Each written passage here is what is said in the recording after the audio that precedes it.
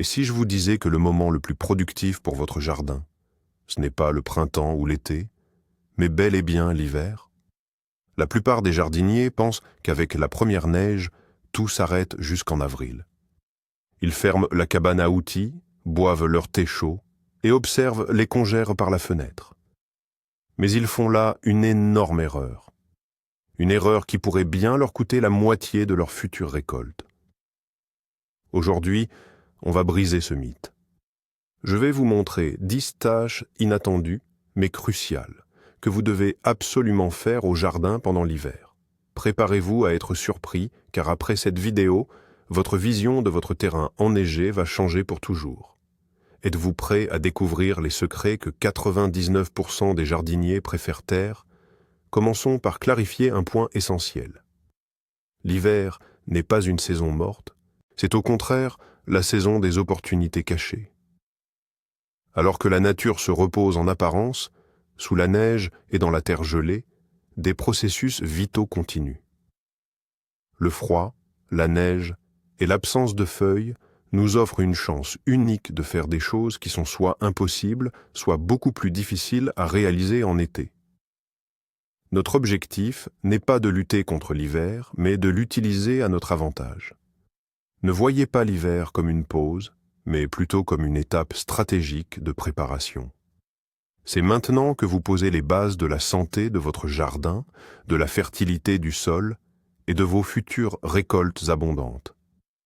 Ceux qui comprennent cela auront toujours 2 pas d'avance au printemps. Maintenant, passons de la théorie à la pratique. La première chose, et la plus cruciale, à faire en hiver, c'est de gérer la neige. Oui, vous avez bien entendu, il faut la maîtriser. Nous avons l'habitude de considérer la neige comme une simple nuisance qu'il faut dégager des allées. Or, pour vos plantes, la neige est la meilleure couette naturelle que la nature ait pu créer. Un manteau de neige léger et poudreux est un isolant absolument parfait.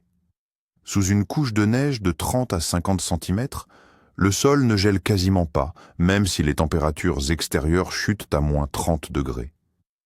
Sous un tel manteau neigeux, la température à la surface du sol restera aux alentours de 0 degré. Cela protège le système racinaire de vos vivaces, de vos rosiers et de vos petits fruits contre le gel et le dégel. De plus, au printemps, l'eau de fonte est une source d'humidité inestimable pour le réveil de la végétation. C'est pourquoi notre premier objectif est de s'assurer que le vent ne puisse pas balayer ce précieux trésor blanc de nos parterres et potagers. Comment mettre cela en pratique? C'est très simple. Notre objectif est de retenir la neige là où elle est la plus nécessaire. Prioritairement, cela concerne les planches de culture avec semis d'automne, les fraisiers, ainsi que le pied des arbres et des arbustes. Le moyen le plus sûr est d'installer des panneaux ou des écrans brise-neige faits de contreplaqué, d'ardoise ou de polycarbonate, du côté exposé au vent. Pas d'écran? Pas de problème. Disposez sur les planches les branches issues de la taille d'automne ou du branchage de conifères, comme des ramilles de sapin. Ils agiront alors comme de véritables pièges à neige. Et bien sûr, après chaque chute de neige, ne soyez pas avare d'efforts. Prenez votre pelle. Rassemblez la neige des allées et des zones dégagées, puis déposez-la sur les planches de culture, au pied des groseilliers et des cassissiers, ainsi qu'autour du tronc de vos pommiers et poiriers.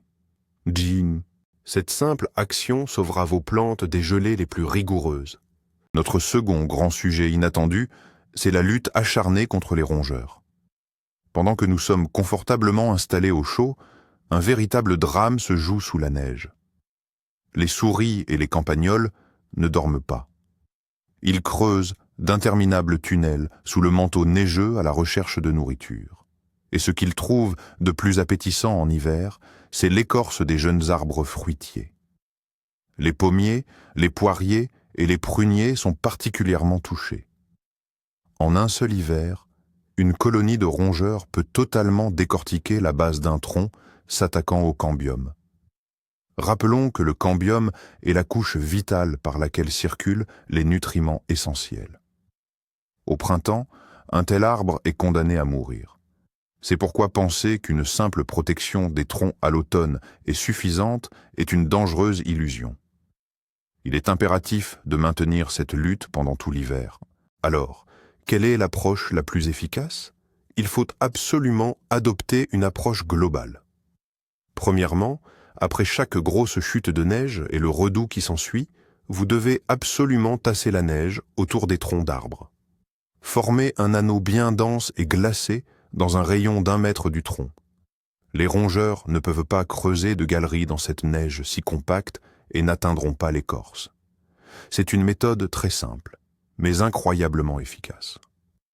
Deuxièmement, continuez de placer des appâts anti-rongeurs dans des boîtes sécurisées ou sous des abris pour qu'ils ne soient pas recouverts par la neige.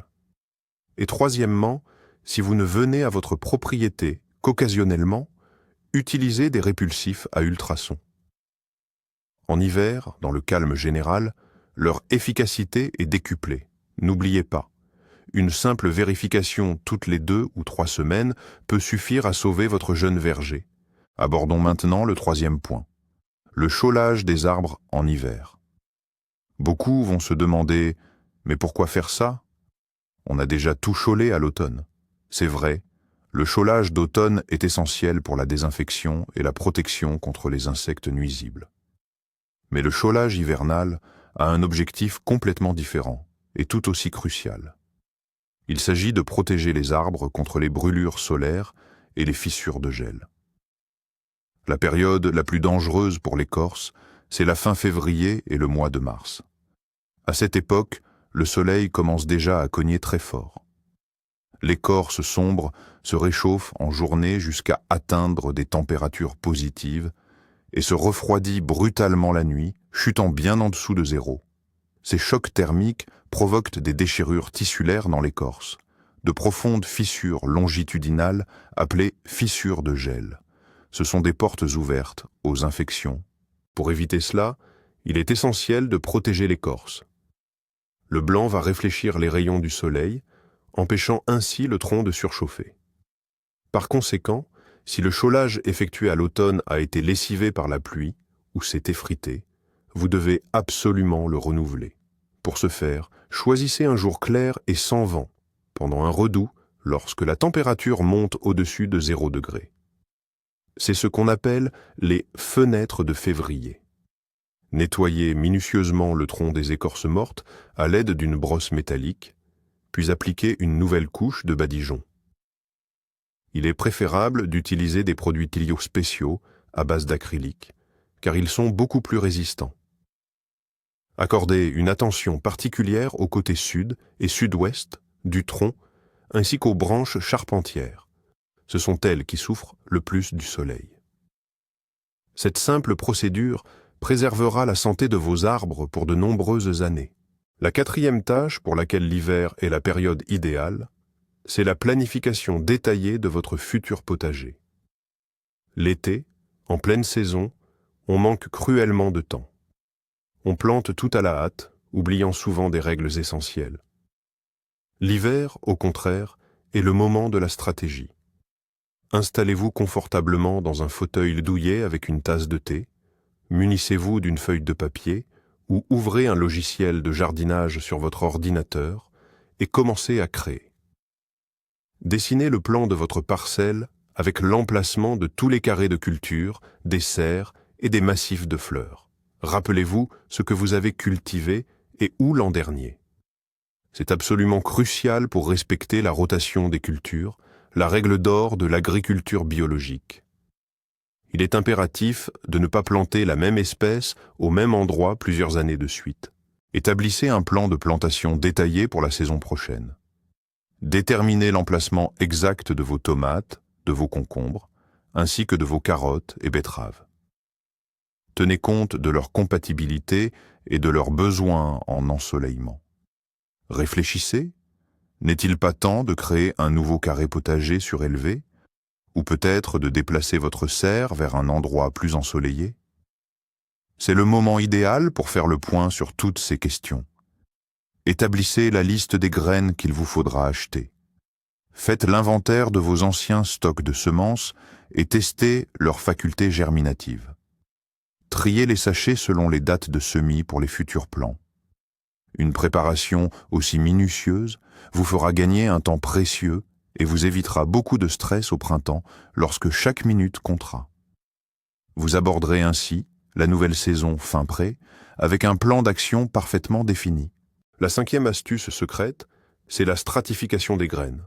Ça a l'air compliqué, mais en réalité, c'est un processus très simple qui imite les conditions hivernales naturelles.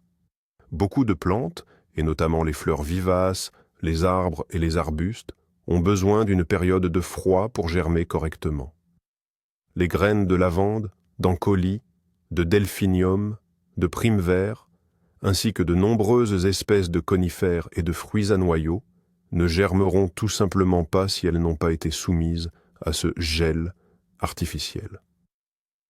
Dans la nature, elles tombent au sol à l'automne, passent l'hiver sous la neige et germent au printemps. Nous pouvons recréer ce processus à la maison, et l'hiver est le meilleur moment pour le faire, car il nous reste encore plusieurs mois avant les semis de printemps. Comment stratifier vos graines? Deschicquito. La méthode la plus simple consiste à utiliser votre réfrigérateur. Mélangez les semences avec du sable humide, de la vermiculite, ou placez-les simplement entre 2 disques de coton bien mouillés. Mettez le tout dans un sac plastique perforé pour l'aération ou dans une petite boîte hermétique et glissez-le dans le bac à légumes du frigo où la température se maintient généralement entre 2 et 4 degrés Celsius. N'oubliez surtout pas d'étiqueter en indiquant le nom de la variété et la date de début de stratification. Selon l'espèce, ce processus peut durer d'1 à 3 mois. Pensez à vérifier régulièrement l'humidité du substrat. Au printemps, vos graines seront parfaitement prêtes à s'éveiller et vous donneront des pousses vigoureuses et homogènes. La 6e astuce pour égayer votre hiver, c'est le forçage de verdure. En plein hiver, quand il neige dehors et que les légumes frais du jardin sont encore loin, on rêve de quelque chose de fait maison, d'aromatique et plein de vitamines. Et c'est tout à fait possible d'organiser ça directement sur votre rebord de fenêtre. Le forçage est le processus qui permet d'obtenir de la verdure à partir de bulbes, de rhizomes ou de racines déjà gorgées de réserves nutritives. C'est beaucoup plus simple que de partir de graines et vous obtiendrez des résultats très rapidement. Le candidat le plus populaire pour cette technique est, bien sûr, l'oignon. Placez simplement un bulbe dans un verre d'eau. En 1 semaine ou 2, vous aurez de nouvelles tiges d'oignons verts fraîches pour agrémenter vos salades. Mais il n'y a pas que les oignons. Vous pouvez aussi obtenir d'excellentes herbes fraîches pour les soupes et les plats chauds en utilisant les racines de persil, de céleri et de betterave. Si vous avez conservé quelques petits pieds de ces racines dans votre cave ou votre cellier, plantez-les dans un pot rempli de terre, de manière à ce que le collet affleure le niveau du sol. Placez le pot sur un rebord de fenêtre bien éclairé et arrosez modérément.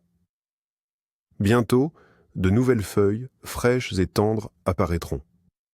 Vous pouvez également déterrer sous la neige les rhizomes d'oignons vivaces, comme la ciboulette ou la ciboule.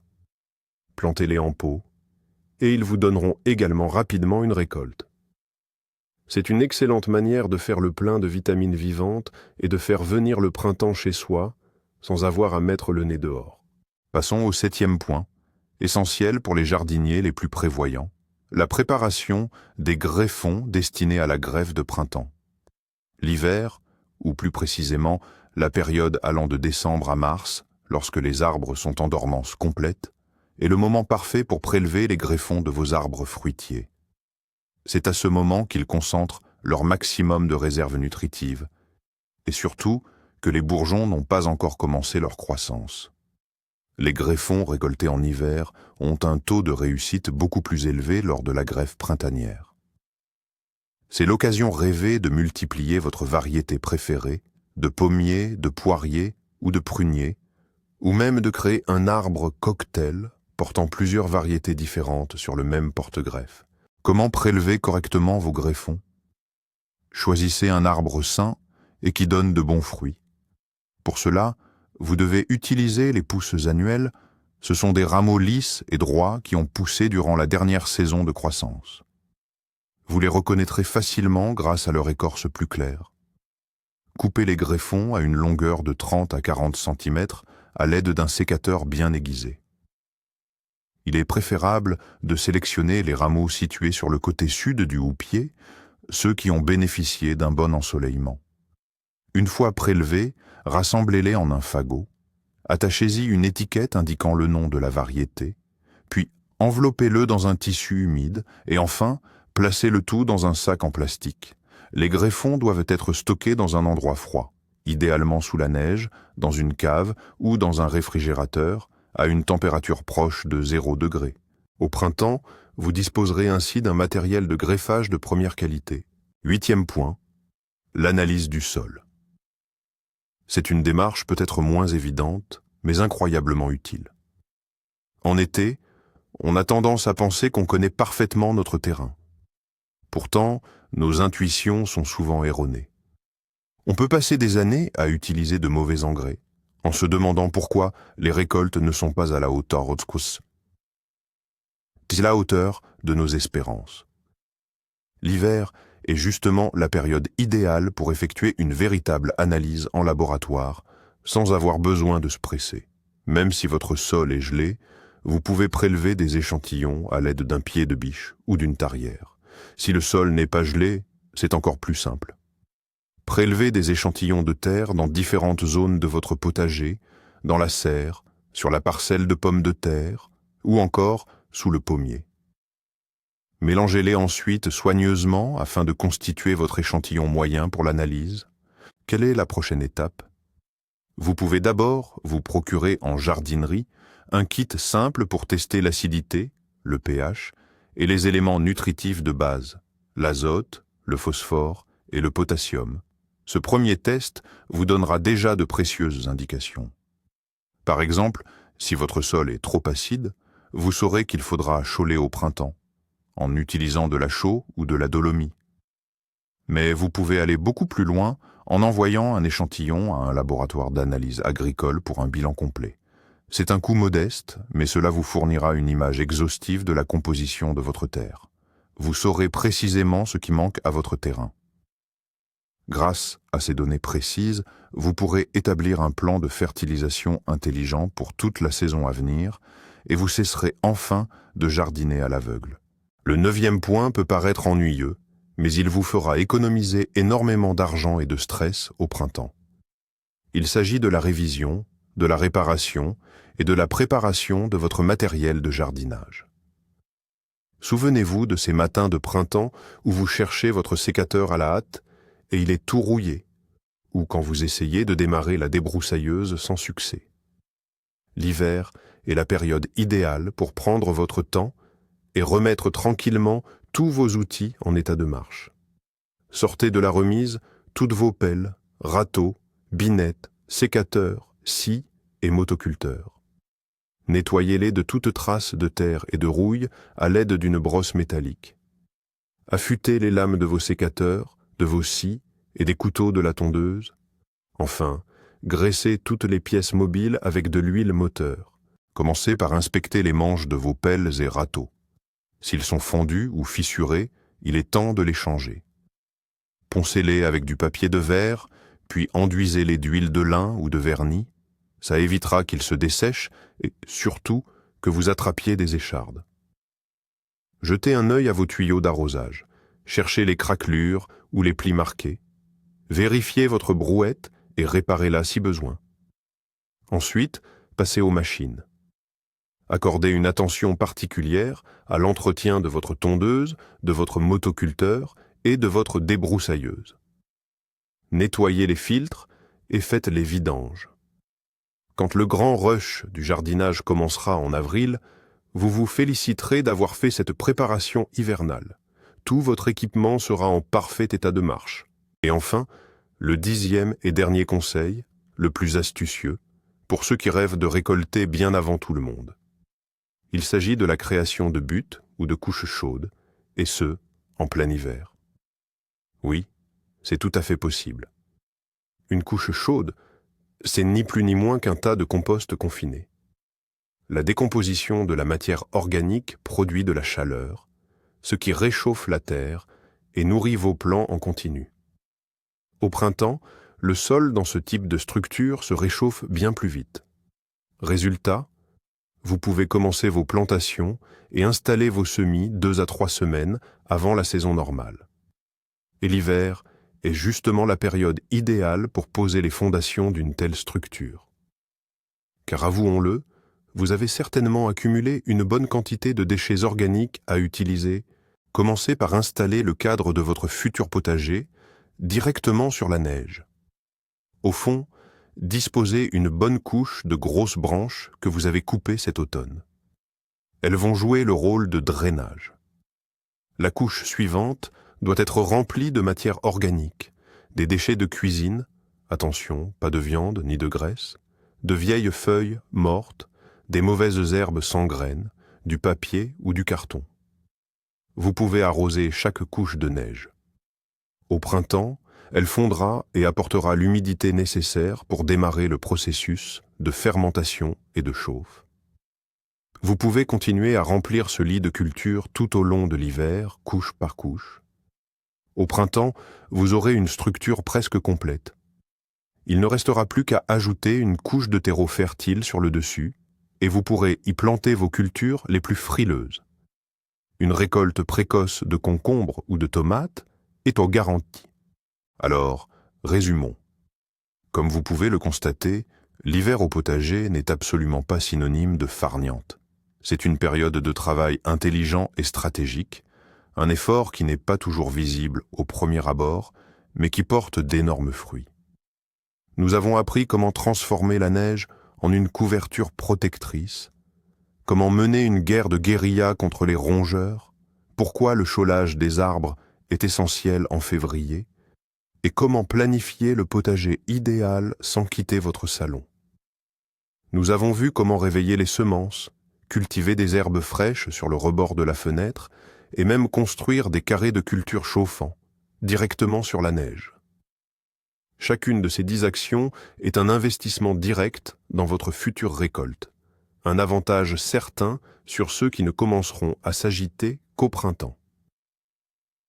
Désormais, votre terrain enneigé n'est plus un simple paysage derrière la fenêtre, mais un véritable terrain de jeu pour une activité à la fois passionnante et utile.